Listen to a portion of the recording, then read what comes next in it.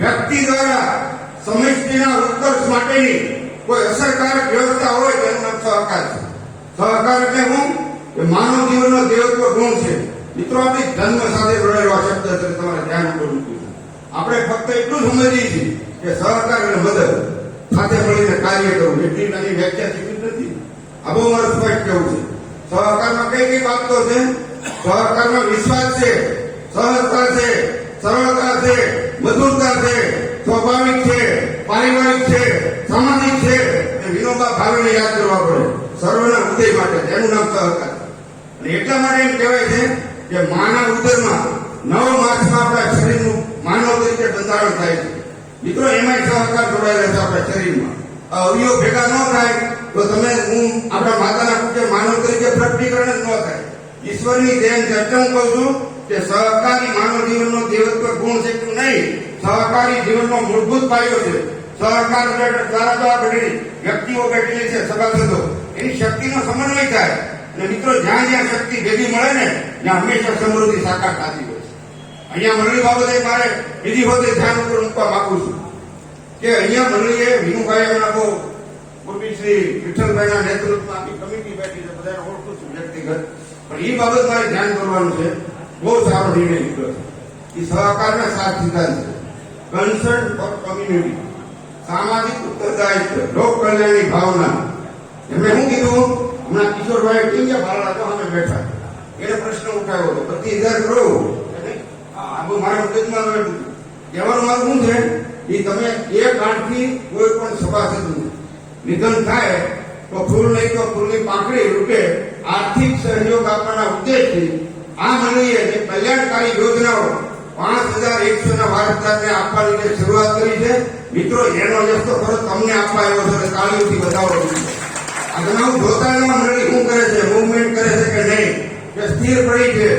સભાસદ કોઈ પણ મંડળીની સભા છે મિત્રો, જાગૃત હોવી. તમે એમાં બેઠા બેઠા કઈ બોલો નહીં, કઈ સજેશન ન કરો તો મંડળીનો વિકાસ કઈ રીતે છે? આપણે એમ કે આ પ્રમુખ સાહેબ કમિટી એના ઉપર જીતી દેવાનું. રવિભાઈ પડાભાઈ લોણાગીરિયા છે બરાબર જેટલું કે નહીં? આપણું સીમિત છે. એવું કહેવાનું મારું તાત્પર્ય એ છે કે આ મંડળીની અંદર દરેક સભાસદોની આર્થિક અને સહભાગીદારી હોવી જરૂરી છે. ભારતીય સંસ્કૃતિને અનુરૂપ આપણે લેજો. કોઈ પણ સમાજમાં, સંસ્થામાં, કોઈ જગ્યાએ તમે બેઠા હો તો મિત્રો, સહકારનું મહત્વ પેલા સમજી લો શું છે.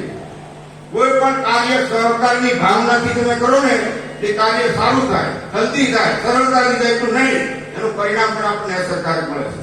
આ સમાજ વર્ગ બેઠો છે. મારે કેવું છે કે આ સમાજની અંદર કેવો વર્ગ છે મારી આમ કે જેની પાસે સત્તાનું બળ નથી, મૂડીનું બળ નથી, પણ આ પોતાની જાત છે ને મોટી છે. તો એના માટે આ બગસરા મંડળીના 5 ગામમાંથી ઉપસ્થિત તમામ સભાસદાઓ એકતાના રૂપમાં મળ્યા છે ને, એવા વર્ગ માટે આ સહકારની એકતા મોટા મોટું આશીર્વાદ રૂપ છે. આ બાબતને જ્યાં સુધી આપણા મગજમાં નહીં આવે, આપણને સહકાર એટલે વિશેષ એનું તત્વજ્ઞાનની આપણને ખ્યાલ નથી. એ ગીતા જ્ઞાન છે હું ધ્યાન કરું છું. સહકારનું તત્વજ્ઞાન હું રહે છે બહુ ખુલ્લું કરું છું. હાથ હાથના સહારા સાથે મિત્રો, જગન્નાથની સાધના, એનું નામ સહકારી પ્રવૃત્તિ. મિત્રો, સહકારમાં ફક્ત આર્થિક પ્રવૃત્તિ નહીં, જીવન જીવવાની પદ્ધતિ છે. What is our lifestyle પદ્ધતિ કેવી હોવી જોઈએ? Way of life, way of thinking, way of perceive, કે નહીં વિચાર પ્રણાલી, જીવન પ્રણાલી. આ પ્રમાણ હોય તો શું કરવાનું? ભગવાન આપણી સંસ્કૃતિ આપણને હું સંદેશો આપે છે. આ 3 બાબતો માણસોએ પોતાના જીવનની અંદર વણી લઈને સદૈવ ઉન્નત શિખર પર સ્થિર રહેવાનું આહવાન આપણી ભારતીય સંસ્કૃતિ કરે છે. એટલા માટે મારે ધ્યાન કરવાનું છે કે સહકારી પ્રવૃત્તિ એ નબળા દેશો છે, વિશ્વના 212 દેશ.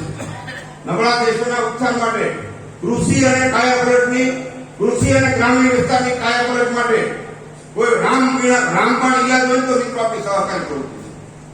સહકાર એટલા માટે ધ્યાન કરવા માંગુ છું મિત્રો, સહકારી પ્રવૃત્તિમાં એક મારે તમને સંદેશો દેવાનો છે કે આપણે એકબીજાથી વહેંચાઈ જવાને બદલે, સાંભળી લેજો, આપણે એકબીજાથી વહેંચાઈ જવાને બદલે જે બાબતમાં તમારો એક મત હોય એમાં સાથે બેસીને નિર્ણય લો, એ દિશામાં પ્રયાસ કરો.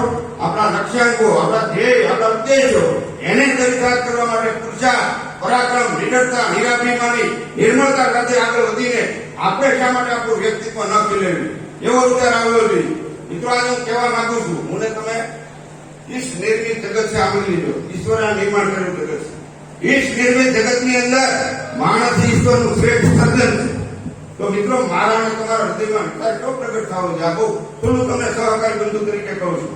પહેલું યાદ રાખજો મિત્રો, હું મારા સાહિત્યના સચિવનું કામ ન કરી શકું. આ પહેલો હૃદયમાં એવો વિચાર હોવો જોઈએ. હું મારા ઇતિહાસ ને સમૃદ્ધ કામે ન કરી શકું. મારી સંસ્કૃતિ છે, કલ્ચર, મારી સંસ્કૃતિ વિજય પ્રમાણે ઈચ્છા માટે ન કરી શકું. એથી વિશે સમાજ બેઠો તમને કહું છું. રાષ્ટ્રીય અને સામાજિક સાનુકૂળતા સાધીને આ ગુજરાતને હું નવીન ગુજરાતમાં કન્વર્ટ પેદા હુકમ ન કરી શકું. મારો વિજય બને છે. મિત્રો તાકાત છે મારી તમારી. આ ઈશ્વર માનવ જન્મ છે ને, માનવ જન્મ પૃથ્વી પર આપણે લીધો છે મિત્રો, એ આપણા માટે સદભાગ્યની નિશાની છે. આ બધી વસ્તુ સહકારી ક્ષેત્રમાં છે. સહકારનું તત્વજ્ઞાન બીજું શું છે? સહકાર એટલે ફક્ત આર્થિક પદ્ધતિ નહીં, આર્થિક સંગઠન નહીં, ફક્ત ભાવના નહીં, ફક્ત વિચાર નહીં. સહકારી પ્રવૃત્તિ એટલે આપણા મન અને હૃદય ઉપર એની અસર થાય, મદદ કરે. એટલે હૃદયથી હૃદય મળે, હાથથી હાથ મળે કે નહીં. પછી આપણો હાથ હોય, આ કરદર્શન છે પ્રભુનું. આની અંદર શું થાય? હિંમત, ઉષ્મા, જો છડકા રૂપે. એ તો આપણે મેન તને લગ્ન કર્યા છે ને પારિવારિક, હાથમાંથી હાથ મિલાવ્યો છે સપ્ત ઋષિમાં, એટલે ખબર પડે પારિવારિક જીવનને સહકાર શું હોય. એ કહેવાની જરૂર નથી મારે તમને. આ બહુ મારું સ્પષ્ટ મંતવ્ય છે સહકારી બાબતની અંદર. કહેવાનું મારું એ છે મિત્રો, આપણે પરિવારના રૂપમાં બેઠા છે. પરિવાર આપણો મજબૂત હોવો જોઈએ. સહકારી ક્ષેત્રમાં પહેલું પાયાનું કદમ એ છે કે આ સહકારી પરિવાર છે એ કેવો હોવો જોઈએ, એના માટે મારે તમારે ધ્યાન કરવાનું છે. इस जगत में सबसे बड़ा कोई धन है तो क्या है? इस जगत में सबसे बड़ा धन मेरे सामने बैठे परिवार है. परिवार क्यों सबसे बड़ा जगत में धन है?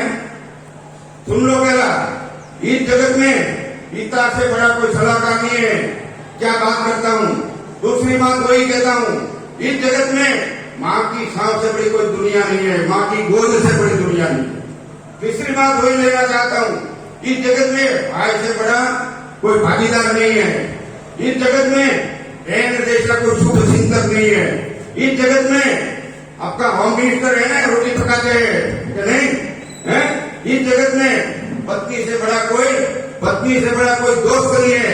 इसलिए कहा गया है कि बगसरा पटेलवाड़ी में बैठे हुए समाज है वो परिवार के रूप में है. उसका जो बड़ा धन है वो बैठे हुए परिवार. से आगे बढ़ो. આ બધી બાબત મારે તમારા ધ્યાન ઉપર બે ત્રણ બાબત એટલા માટે મૂકી છે મિત્રો, चेतना અને जागृति. व्हाट इज द चेतना? मैं कौन हूँ, मैं क्या कर रहा हूँ, मेरे को क्या करना है, दैट चेतना. चेतना શું? કઈને આ ચેતના જગાવો હૃદયમાં. મિત્રો આજે હું શિક્ષણ બાબતે એક ટકોર કરવા માંગુ છું વાલીને. મિત્રો આપણો બાળક છે ને શિક્ષા મેળવીને પૈસા બનાવવાનું મશીન ન બને, ધ્યાન રાખજો. આ બહુ મારે સ્પષ્ટ કહેવાનું છે. આપણું બાળક શિક્ષણ મેળવીને પૈસાનું મશીન ન બને.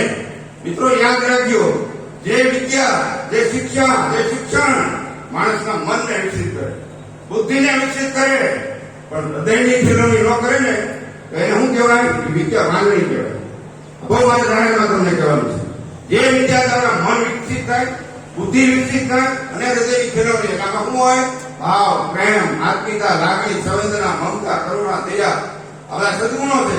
વિનય, નમ્રતા, વિવેક, કે નહીં, સદાચાર, સદવૃત્તિ, સદભાવના. આપણામાં હુકમ પ્રગટ ન થાય ભાઈ?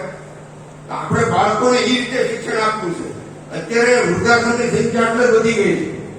હૃદયની ફેરવણી વગરનું સાદું શિક્ષણ મળે છે. મેરેજ થાય વાસણ પકડે કાંદીએ કે નહીં ઉગાડ હે, અને જુદા થવાની જ વાત. મા બાપ પોતી કે પહેલે દૂર રહ્યા અને આ પીરિયડ પણ એવું ન છે. એટલે આપણે સહકારી બંધુ છે, આપણે ધ્યાન રાખવાનું. આપણે આપણું ઘરનું આંગણું છે ને વાતાવરણ હરખું રાખવાની જરૂર છે. એટલે મારું તમારો વાલો હોતા આવી છે બહાર જવાનો કે નહીં. પહેલા તો એ શીખવાની જરૂર સહકારી ક્ષેત્રમાં. અને સહકારી ક્ષેત્રમાં બહુ મહત્વની વાત કરવામાં આવશે. સહકારની તાકાત નથી મહત્વની.